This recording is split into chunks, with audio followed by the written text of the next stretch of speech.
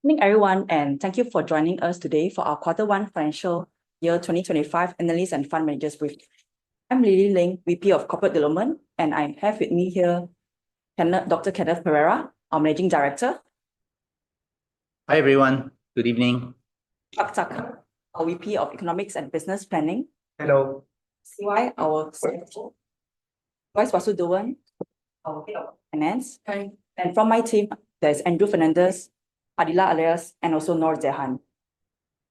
So earlier today, we released our results, and you'll probably be able to access two of our key resources on our website. The first one being the Corporate Business Update, which details out our operational and financial performance, and also this briefing slides, which we'll also put in this Zoom chat for your access. I'll hand over to Ken to start with the presentation. Over to you, Ken. Yeah, thanks, Lily. We're going to make reference to some slides which are on our website, and we're going to just do something a little bit different this quarter because of the election of President-elect Donald Trump, and there's been a lot written about how his election is going to impact the oil and gas industry, and for some reason, most people seem to correlate his election to reduction in oil prices over the next few years. We seem to have a slightly different view. We try and present some of our points here in these next few slides. So this time, as part of our presentation, we're just doing a short macro oil and gas industry outlook under the Trump 2.0 regime, and you can draw your own conclusions why we are saying what we are saying. So and just to reiterate, these slides are available on our website. Okay, so I think President Donald Trump, elect Donald Trump, has said that he would like to see more oil wells drilled. This famous phrase, "drill, baby, drill." But when we read the reports of the analysts who know this area well, particularly the US shale fields, oil and gas fields, what we are understanding is actually while they need to drill, they need to drill more wells to keep production where it is, mostly because production is very high. They are now at, the US has never been producing as much oil as it is now. The wells they are drilling, they are in secondary locations, I would say secondary quality locations. In the last decade, they have been producing shale from some of the primary shale fields in the US. Now they are on what they call tier 2 opportunities. And the tier 2 opportunities, one, less oil, and shale is generally about 2 to 3 years a well. These wells are producing for even shorter production cycles, so maybe 18 months type cycle. So the wells are not as high quality as before, and also not as long as before. They produce for a shorter period.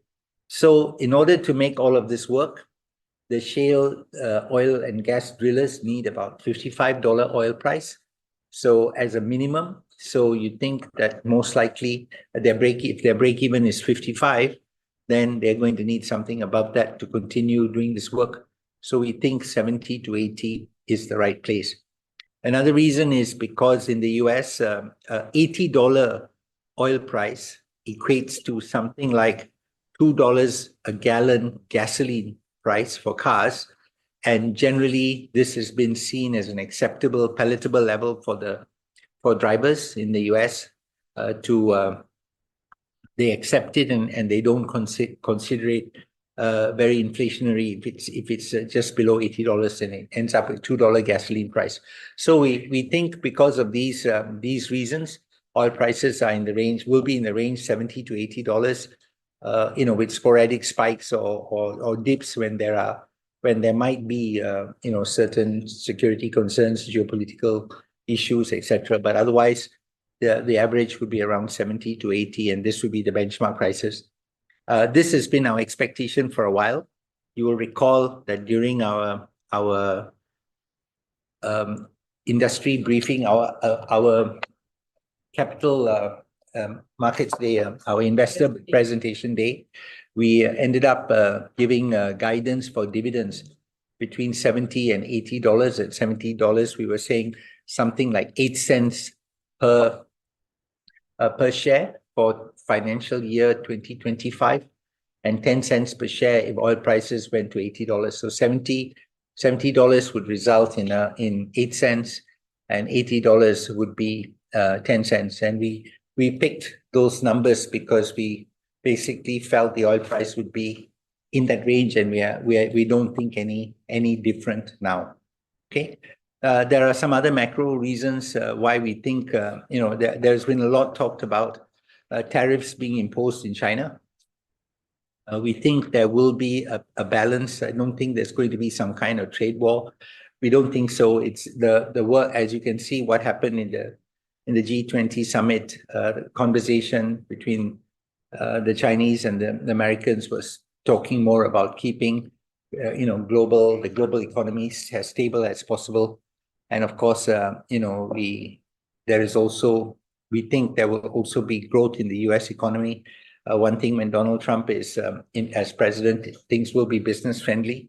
So he will be looking at how the economy can grow. And generally, when an economy grows, it generally means more energy requirement. So just to say that one of the other things is because of his views on ESG, I think more people are going to be emboldened to go down the route of oil and gas consumption, and maybe there will be less expenditure on the renewable side. So also that could increase dependency on fossil fuels. So these are just a few points we wanted to kind of bring to your attention. Just a few more charts. This chart is a very interesting chart. It's an OPEC long-term global oil demand forecast. And what we've done here is we have transposed their forecasts over the last 3 years. And what you can see is actually, even though there is more and more narrative about the green and renewable, discussions and all of it, but actually what OPEC has been doing since 2022, 2023, and now 2024, actually their forecast is getting more and more bullish. Actually, in 2022, they were saying, they kind of put out a forecast there for 2045 that took oil demand up to about 110 million barrels a day. By 2023, that had increased to 115, and now in 2024, they've increased it even further to 120. So I think what we are seeing here is actually strengthening oil demand. Actually, that's really what OPEC is saying. And when you think about it, these are the people who have been in the business the longest time doing these forecasts, and so there must be a certain level of credibility in all of this. Actually, the other points are, if you look at how they see it, they're saying OECD countries general consumption per capita is about 11 barrels per person. Actually, and that far exceeds what is current per capita consumption in China, India, Africa. There you're sitting at, and the populations of these countries are very large. There you're talking about 3 to 4 barrels per person of oil per capita. Actually, so we're talking per year, yeah. So you can imagine that if India, China, Africa demand even just increases 20-30%. Heading from 4 to 11, you can imagine the type of demand you're going to see in the oil and gas markets. In Norway, and in certain areas, in certain countries in Europe, what we are also seeing is that even though there's so much talk about EVs and all these electric vehicles, and adoption rates are very high in Norway, nearly 100%, nearly everybody is driving an EV. But oil and gas production and demand still remains very high, also at 200,000 barrels per day. It seems that the production is not dropping, even though EV adoption is high. And of course, we've all heard about energy demand with increasing dependency on AI data centers and things like that. Okay, so just to kind of give you an idea, a few more points. Next slide, please. This is just a view. This is what happened, some historical data. What happened in 2014, 2015, when the Saudi Arabia decided to try and capture more market share by dropping prices substantially and to try and take on the shale players of the US. This is what happened to the Saudi Arabian government budget 2010 to 2018. They went into deficit actually from being a surplus budget prior to 2014. Once they started engaging in oil price wars, serious destruction in value, and you can see what happened to their budgets. So went into deficit and actually been in deficit since then, actually, for many years now. Okay, one important point also for the just to kind of demonstrate why we do not think Saudi Arabia will go into any kind of price war with the shale producers is because for the first time, actually, Saudi Aramco has gone into a net debt position. Okay, so we in 2024. So in trying to make all its capex payments, its dividend promises, its dividend commitments to its shareholders, large dividend commitments actually, it has now ended up it's in a net debt position. So this is like the first time ever that it's happened to them. So it's also, I think, a sign that they will be cautious when doing anything to try and reduce prices. So we think they are not going to be doing that. We think their view is going to be reduce costs. Reduce costs mean reducing your production means reducing your costs, and then if you can do that, it also means that when you reduce your production, you're going to potentially increase prices, oil prices. So we think more advantages for them to actually not be so aggressive with the production. The capex and opex associated with that production might be better that you reduce your production and still achieve a certain level of cash flow. We think that that is probably the more likely scenario. Next slide, please. This is a very interesting slide. The yellow block there shows what has been conventional oil production for the past 15 years, global oil production, last 15 years, okay? So it's like sitting flat at 80 million barrels a day kind of thing. And then what you see in red is how demand has been, how supply, has been delivered by the shale producers to meet demand. Okay, so demand sitting at around 100 million barrels a day, slightly more than 100 million barrels a day. But really, we have to thank the US shale producers for making that demand, because the conventional oil producers are only able to deliver about 80% of demand at this point in time.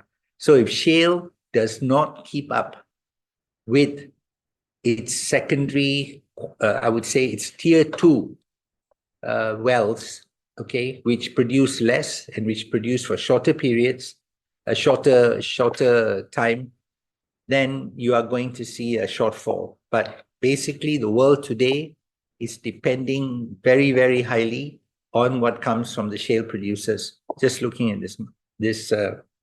this chart.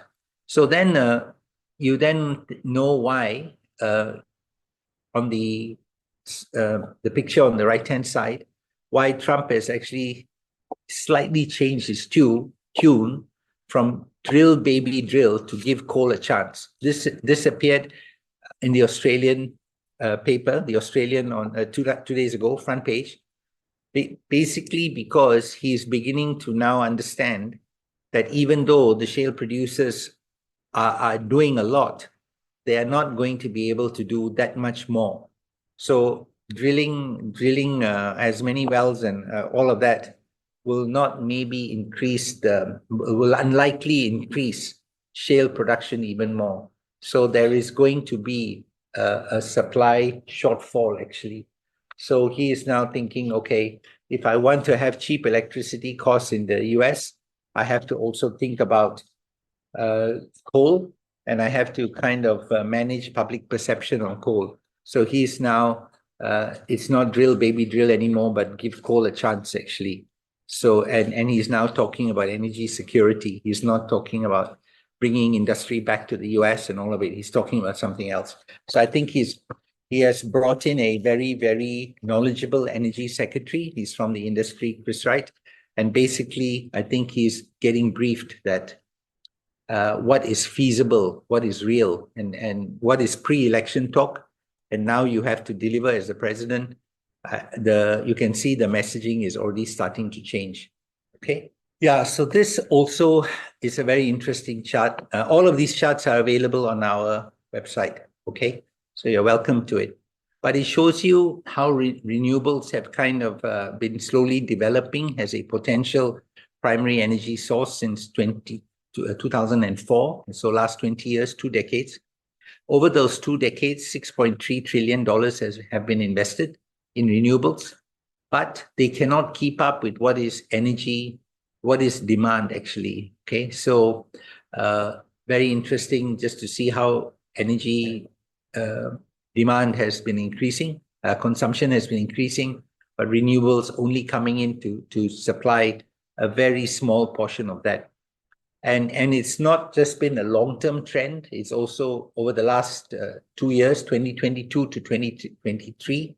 You see the note we have made in the blue box there on the chart. Basically, between 2022 and 2023, primary energy consumption increased by 2%. The 2% equivalent to 12 exajoules. Okay, so world is using about 600 exajoules. So about this in 2022, it was about 600 exajoules. By 2023, it was 612 exajoules, EXA joules, okay, exajoules, very large number. And that 12 exajoules increase between 22 and 23, even though these were like, post-cost with all the COP efforts and all the renewable investments, etc. Renewables only came in for 37% of the increase in demand. So that increase in demand of 12 exajoules mostly fulfilled by fossil fuels, actually 63% fulfilled by fossil fuels and 37% by renewables. So basically, even though a lot of investment, a lot of rhetoric about renewables, what is happening is where rubber hits the road, when you need energy, what is coming to the fore as a solution is actually fossil fuels. That's what's happening here in this day and age. And I think what you can also say is going forward under Trump, I don't know whether the motivation to keep going with renewables is going to be as strong, at least over the next 4 years, because he seems to be taking the world in a different direction.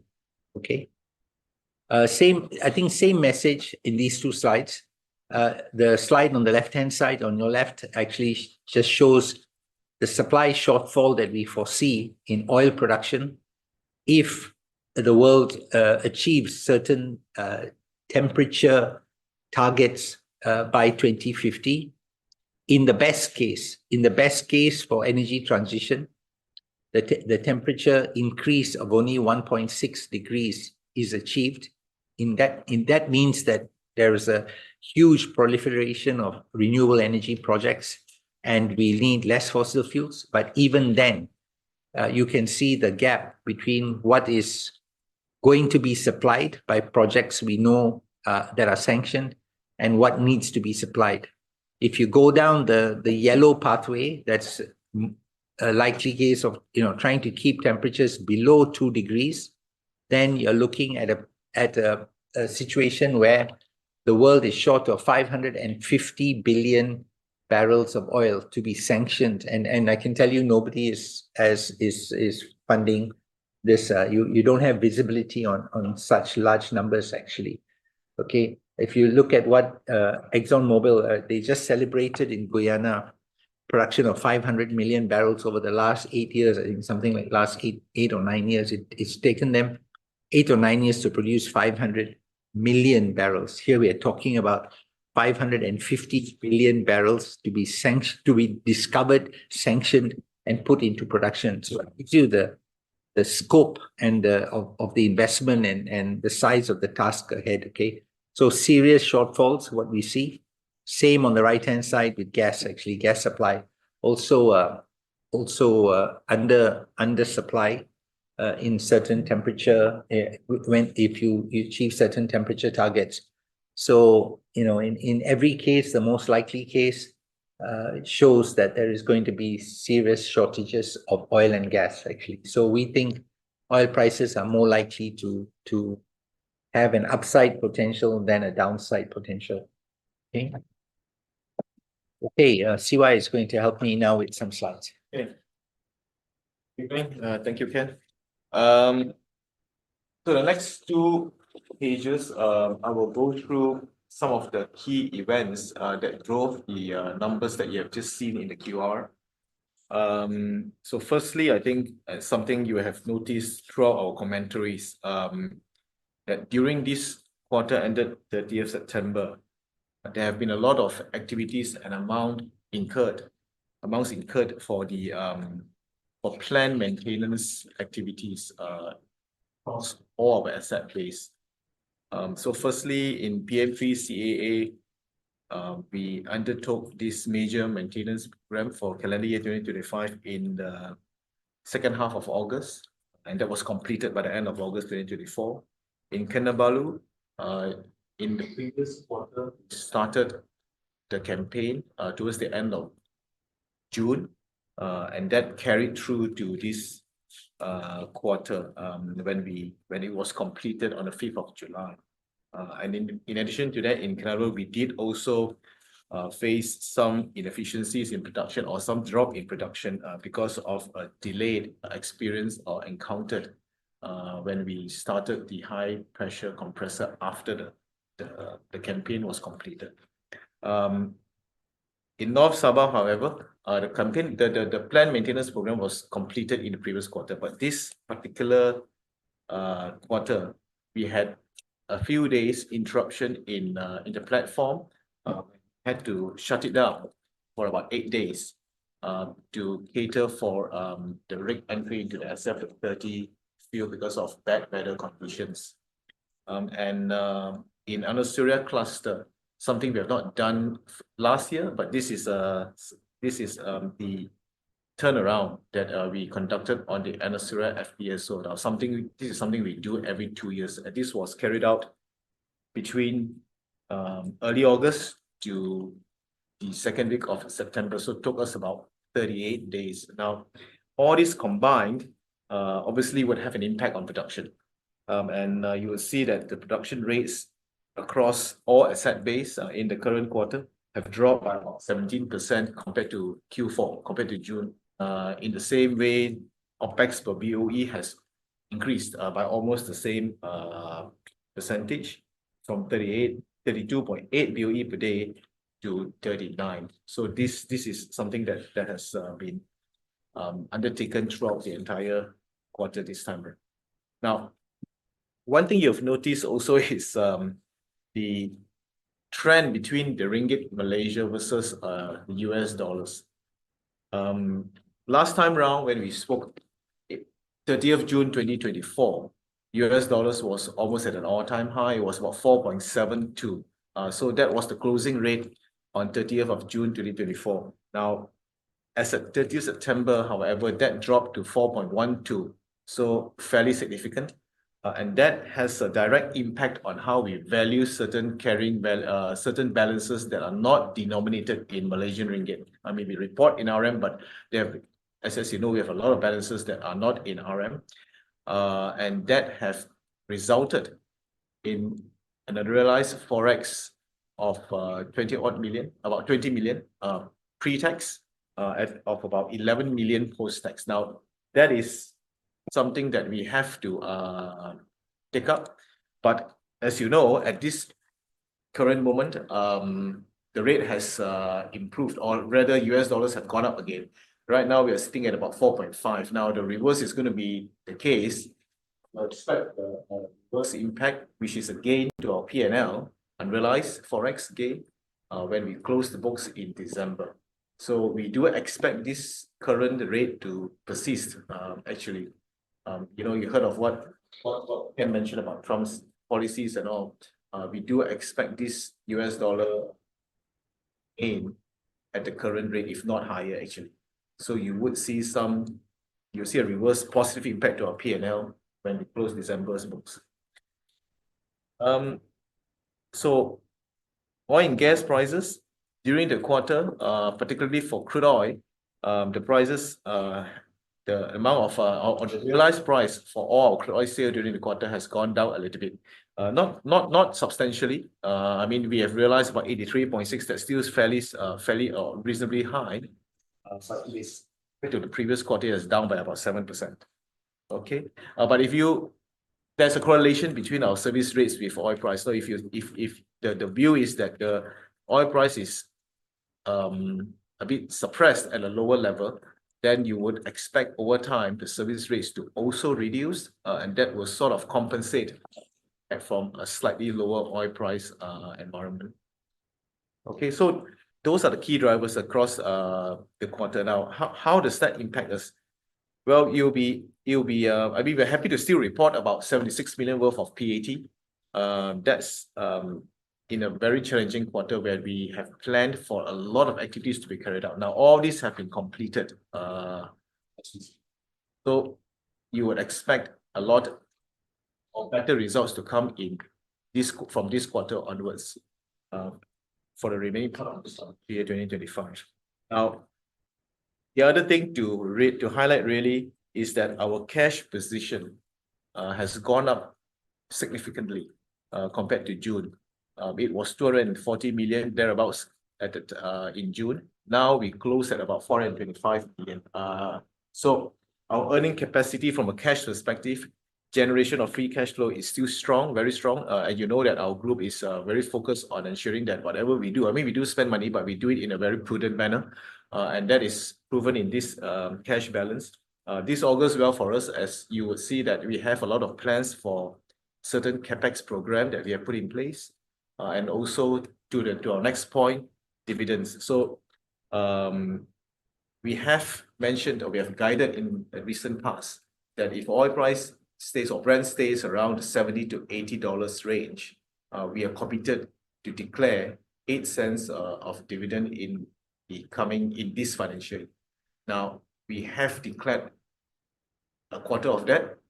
So 2 cents was declared earlier today as part of the Q1, announced the Q1 results. And next point now on share buybacks. I'm sure everybody is aware that we have been actively buying back our shares since just this quarter alone, we have spent close to 40 million ringgit, 40 million. That contributed to more than half of what we have done throughout this calendar year. And if you, from a number of shares perspective, that is about 3.7% of total issued share capital bought back during this calendar year so far, up to 30th September. And we are still carry on with that momentum after 30th September.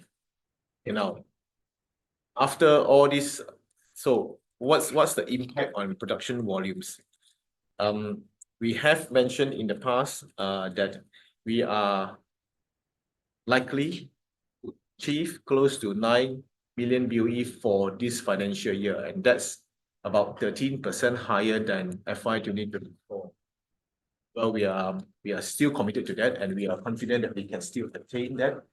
This includes Brunei, of course, and we're confident because at this stage, despite all those interruptions to production because of plant activities and stuff, our current production has crept back up to what we expect it to be, which is about 28,000 BOE per day. Okay. So now the next section, well, we are going to go highlight some of the key metrics compared to last quarter. So firstly, average realized prices for our sale of oil, condensate, and gas. They are down between 6.7% to 13% compared to last quarter. Production rate, as mentioned earlier, that came down because of all these plant activities. And accordingly, sales have also gone down by about 20% from 2.1 billion in the past quarter to about 1.7 billion for September. The next page, is a summary of our P&L, really the key items, revenue, EBITDA, and PAT. Revenue, again, as mentioned earlier, it was caused by lower selling prices and lower volume of crude oil sold. From EBITDA perspective, now, we have included pre-tax, cited earlier, 20 million worth of unrealized foreign exchange losses. Post-tax about 11. So that drove, that contributed a lot to a lower EBITDA. At the PAT level, because of low production, we have charged out lower amortization and depreciation. And you will see also that there is in the P&L, if you look at the P&L closely, there is also a credit in the tax line. A lot of that credit would have been contributed from the UK. UK, we did report a loss before tax because of the shutdown.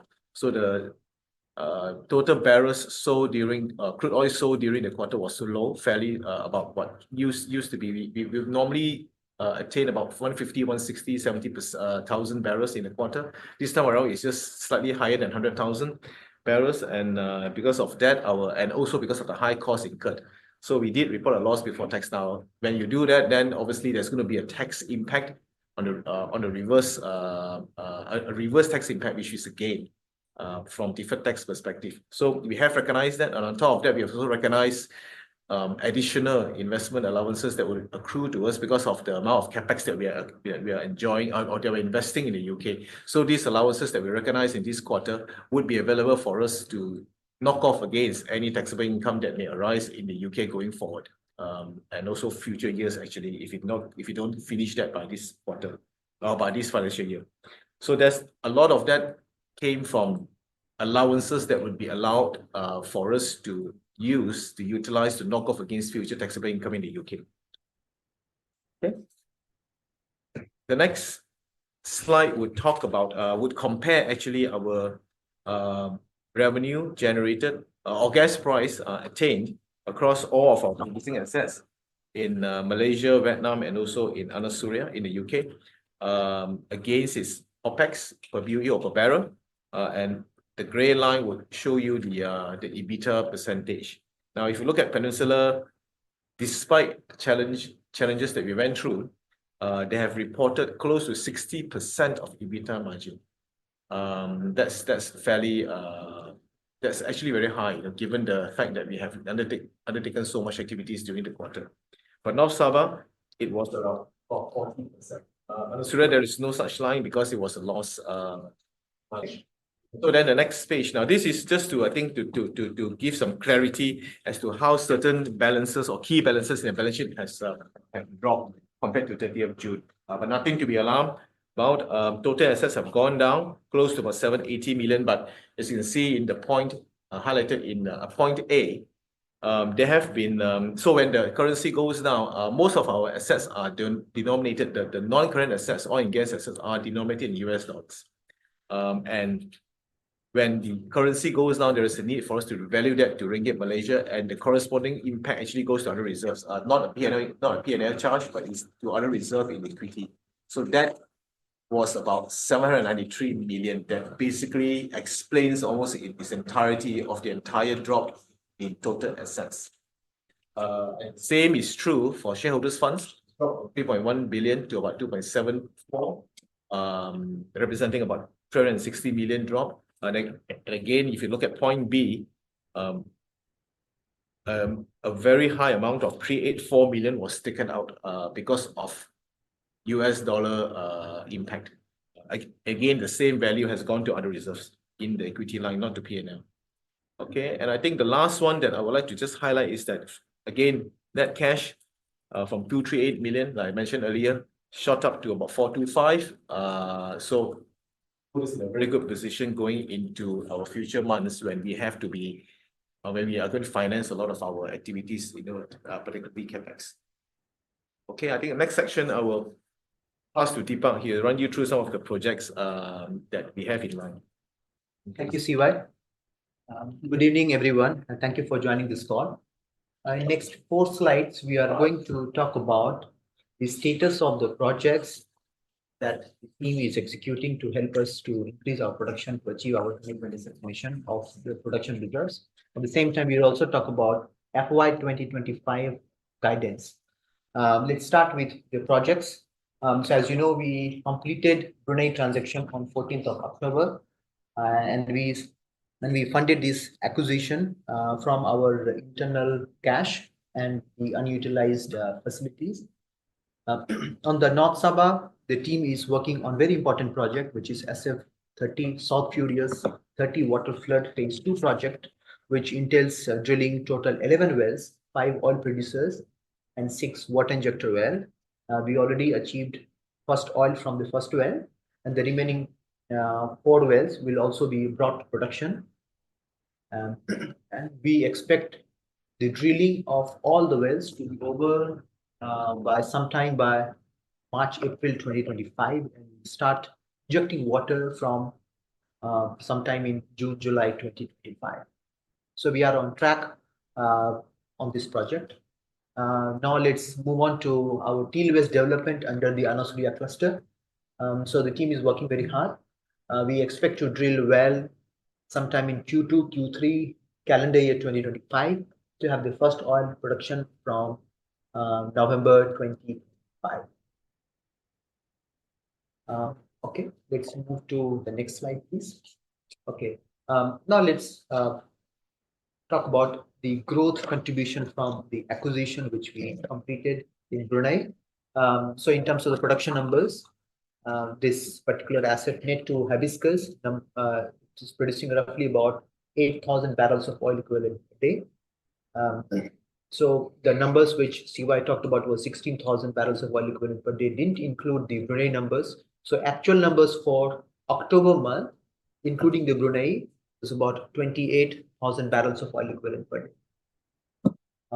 So you could see that it's a significant increase, a significant contribution in terms of production and also the reserves numbers for the group, roughly about 34-35% increase in the production and reserves from the Brunei asset. This was in left side. On the right hand side, we are showing what this transaction could, give us in future as in future upside from our venture into the Brunei. So if you look at Brunei as a country, oil and gas contributes significantly to their GDP, and based on their current resources, they are going to produce for next 30 years, right? And who are the companies who are operating or producing oil and gas in Brunei?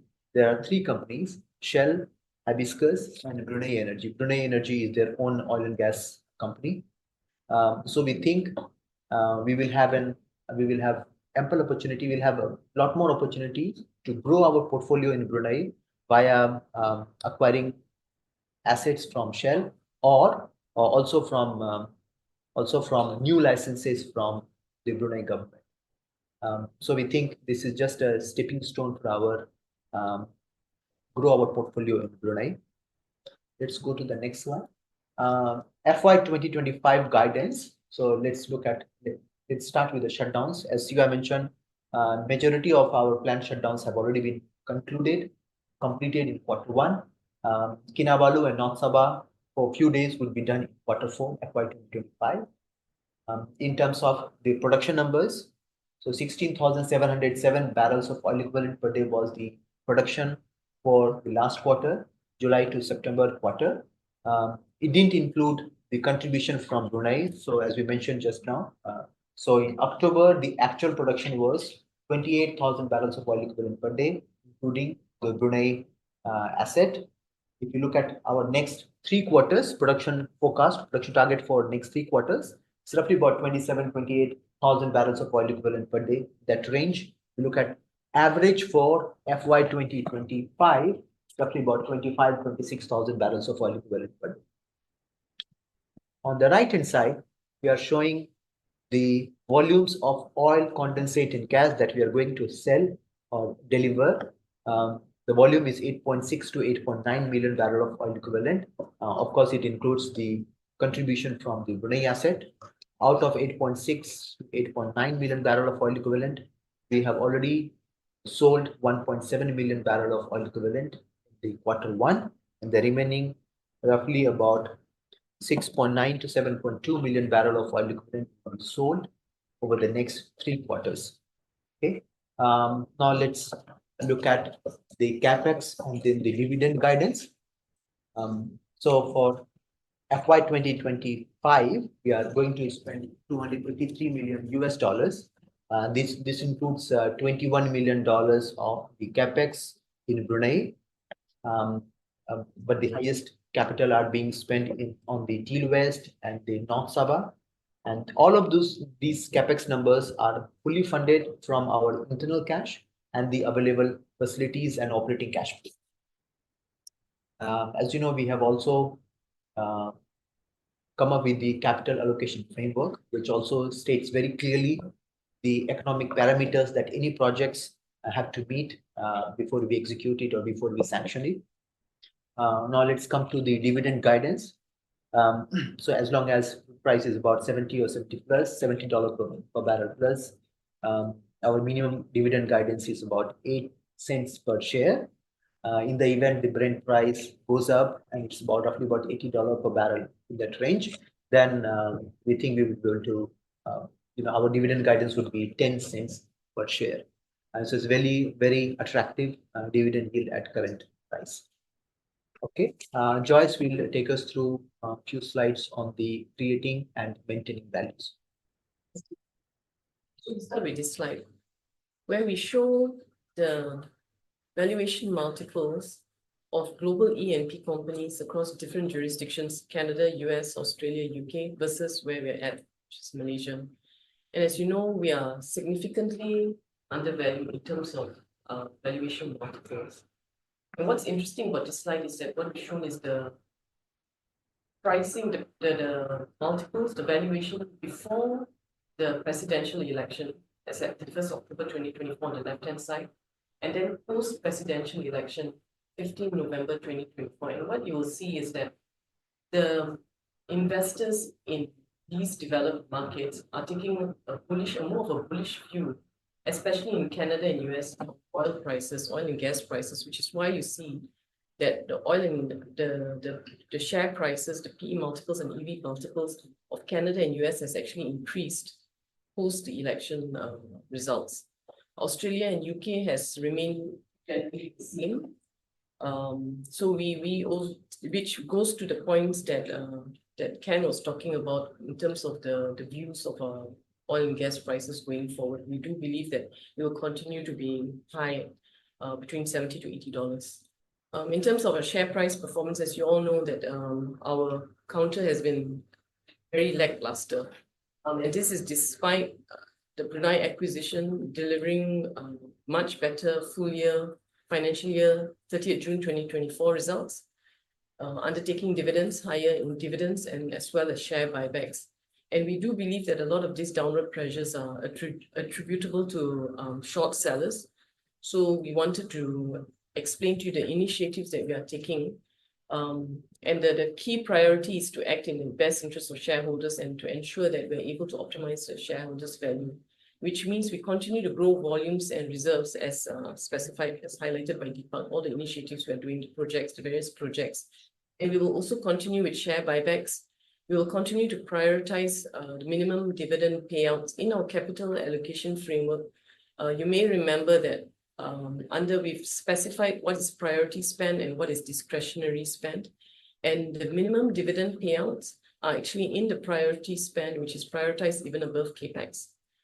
And then third is that we continue to evaluate various proposals which include and not limited to privatization, mergers and takeovers, anything that is going to increase and optimize shareholders' value.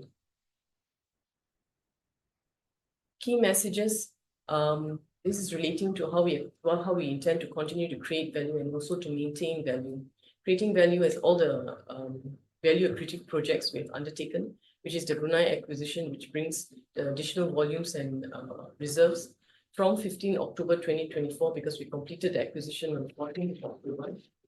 And then the Sulphurious 13 waterflood phase 2 project, we've achieved first oil 31st October. That's from one oil producer to another. expected to be completed by February. And then we are also in advanced discussions on our PM3CA extension beyond 2027. That is expected to, that will add additional 2P reserves and 2C resources. And it's mentioned by CY, we've completed our major maintenance activities in Q1. We've gotten that over and done with. And so we are on track to complete the year strong, financial year strong, with an increase in sales volumes by about 10 to 13%. And how we intend to maintain value is to continue with the minimum dividend guidance. And you will know that we've been increasing the dividends year on year since our financial year 2021 maiden dividend. For financial year 2024, the dividend, we increased the actual dividend by 1 cent from what was guided of 7.5 cents, 8.5 cents. And then we also announced the financial year 2025 minimum dividend guidance of between 8 cents to 10 cents, depending on where oil prices are, between $70. And then we will also be continuing the share buybacks on an opportunistic basis.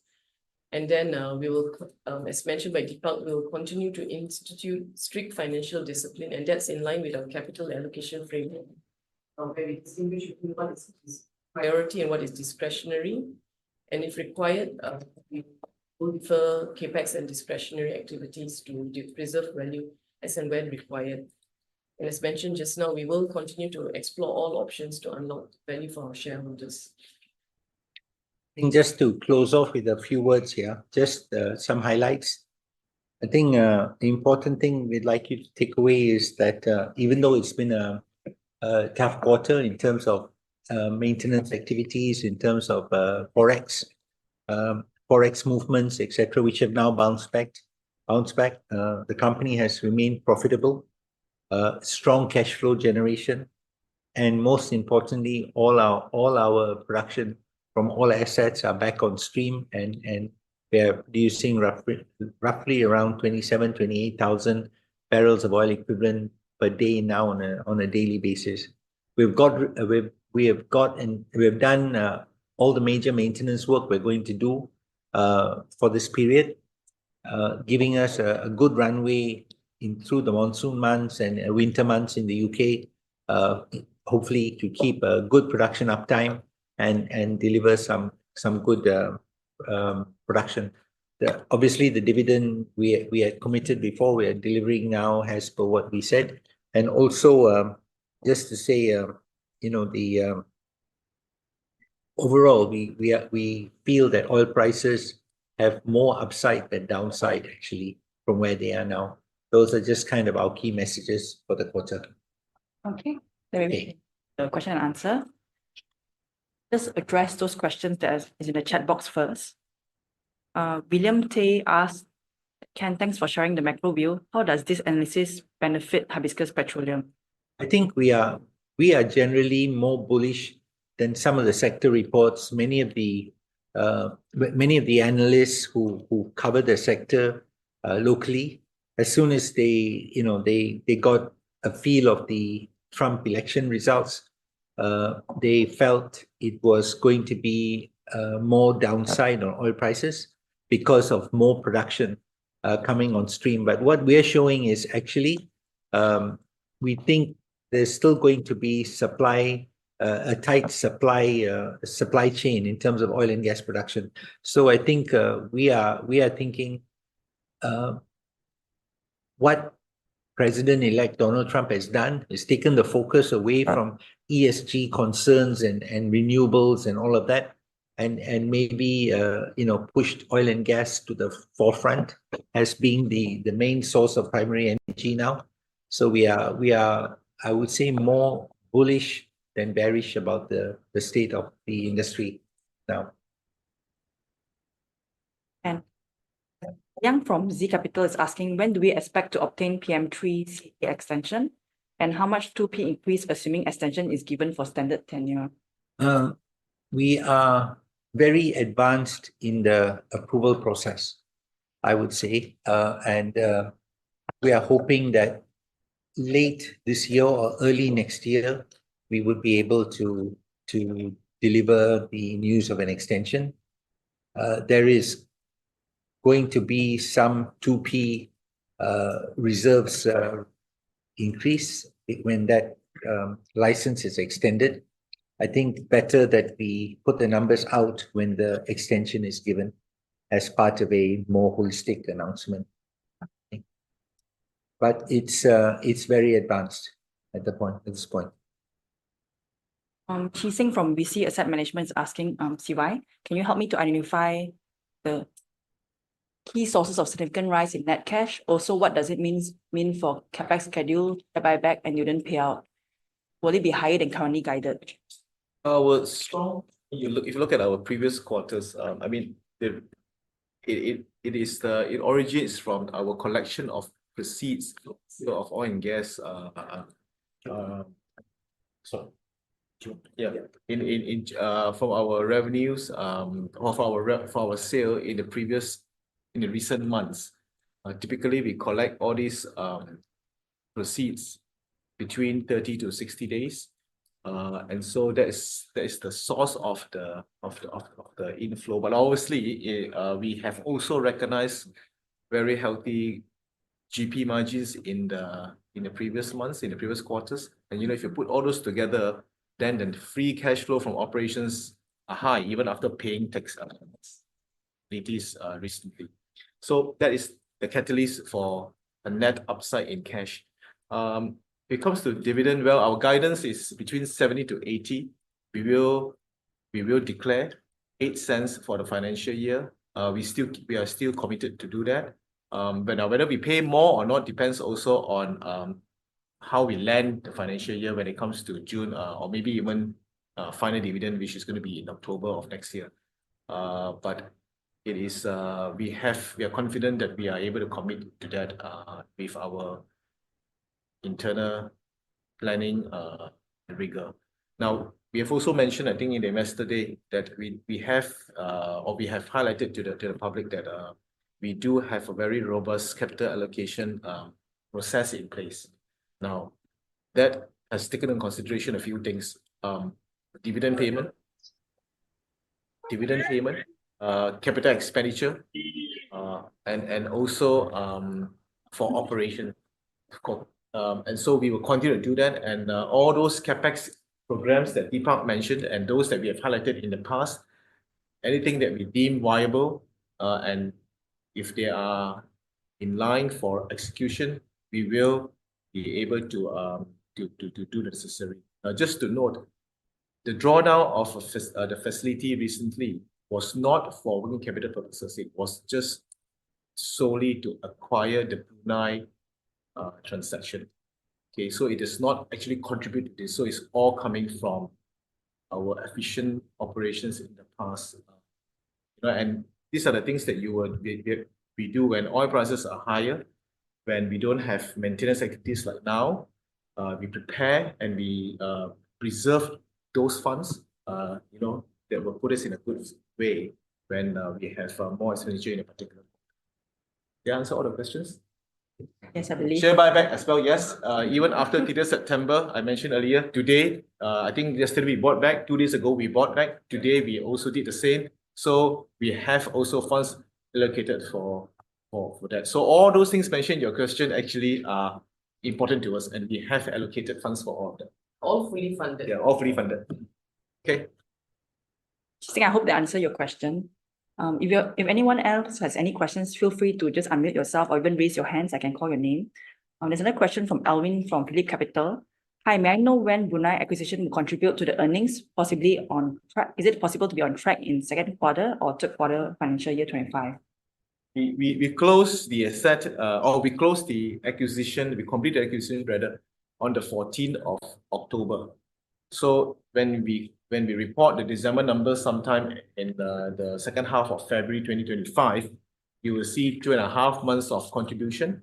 And on top of that, of course, you have the one-off adjustment coming from the purchase price allocation exercise, which is ongoing. But yes, 2.5 months of impact will come in the December quarter.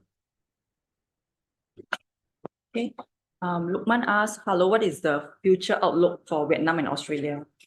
I think Australia is not an asset that we are putting a lot of effort into now. The costs are, because the cost for production in Australia are very high. Vietnam, we are working only in Vietnam through the PM3 block, and working on the extension of PM3CA at the moment. That's what we're doing in Vietnam. Any more questions? Feel free to unmute yourself also. It'd be nice to hear some of your voices. Oh, okay. Coming from your BA, high apologies if this was elaborated before. My thinking is, as long as oil prices remain high, your long-term net cash should be quite sizable even after dividends. Let's say if the world starts to value non-fossil fuel or transition businesses, are you saving the war chest for potential renewable energy acquisition? Yeah, so I think this RE acquisition, as long as it can deliver some positive cash flows in a reasonable payback period, we will look at it. But so far, we have not seen renewable energy projects with paybacks in a reasonable period, actually. So if you want to donate some of your dividends to renewable projects, then maybe so. But I think we are very free cash flow generating type of organization. So I think we are more interested in generating free cash flow and looking what useful things we can do with that free cash flow, as opposed to planting it into projects that take quite a long time to allow you to recycle some cash. Okay, because I think he's saying that he's asking this because Petronas reported Gentari. Not sure if Hibiscus may be keen on that kind of entity. I think you must ask, why is Petronas selling Gentari? Maybe trying to make some, advanced returns on it, maybe. Yeah. Away from Manulife is asking, can management update on the 3 near-field exploration target in North Sabah?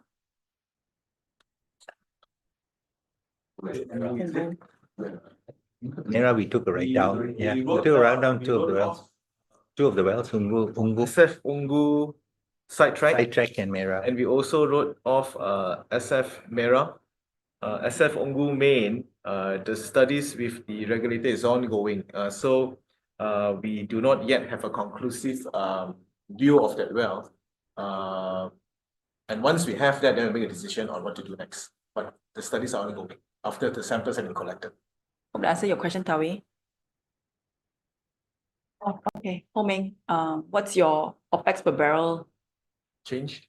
Due to service rate changes.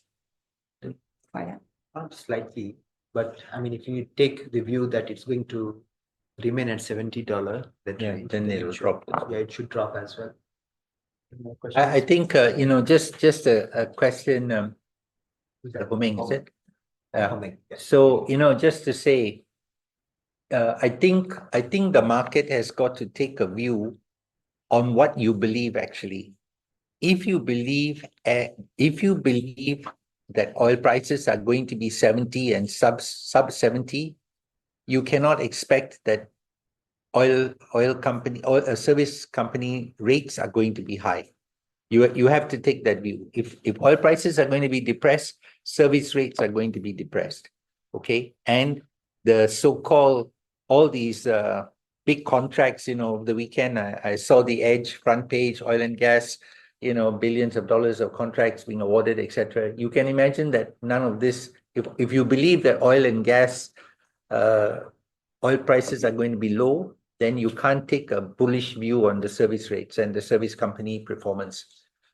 So I think it's important for the analysts and the fund managers to kind of develop a consistent position.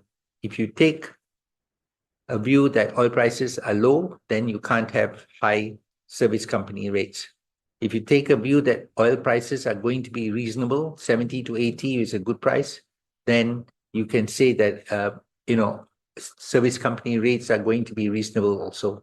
So I think these have historically shown to move in tandem. So it's, it's another reason why sometimes we can't understand why service companies have have PE ratios of 10 and 12 and 15 and 16, and oil companies have lower PE ratios like ourselves with 4 and all that. So I think you got to kind of take a view on this, and for us we don't kind of make sense of it actually. Okay, I think Ho Beng is just saying he agrees with you. In fact, job sentiment in the oil and gas industry is bearish, I heard, because of the Petronas Sarawak episode and Shell also wanting to cut the manpower. I think all of that is good because, if they are going to have all of these bearish sentiments, then it just says that there are opportunities in the industry actually for everybody. So I think these things will get resolved at some point. I don't know about Shell wanting to cut manpower here, but as far as we are concerned, we are just happy to do our work is very clear. Our scope is very clear. It's within the licenses that we have, and that's just all the stuff that's going on outside our universe, not really of concern too much to us actually. We're just going to do our job. Thank you for your time and attention today. We really appreciate your continued interest and also support on Hibiscus. If you have any questions or follow-up questions, or even you need further information, feel free to reach out to us. Have a great evening. Thank you, everyone. Just to say, our share prices are, I would say, extremely low, and you should take this opportunity. Really, we have got most of our maintenance work done. Cash flows are strong. Performance relatively good, considering the fact that we have done all this maintenance for the next few quarters. Okay. Yeah.